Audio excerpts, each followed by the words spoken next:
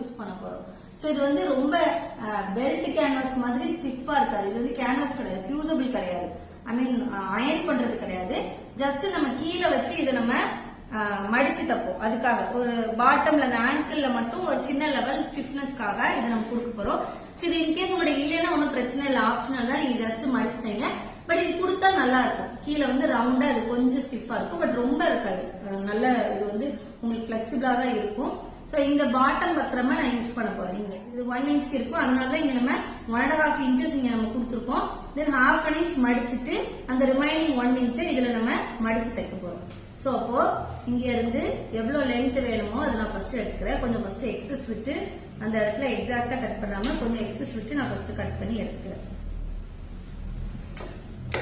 அந்த லைன் இருக்குல்ல, அந்த லைன்ல இது மேட்ச் ஆகுற மாதிரி இதை வச்சுட்டு எக்ஸஸ் எவ்வளவு இருக்கோ அதாவது அப்படியே இது மேல ஃபோல்ட் பண்ணிட்டு அப்படியே அந்த லைன்ல எக்ஸாக்டா அப்படி ஃபோல்ட்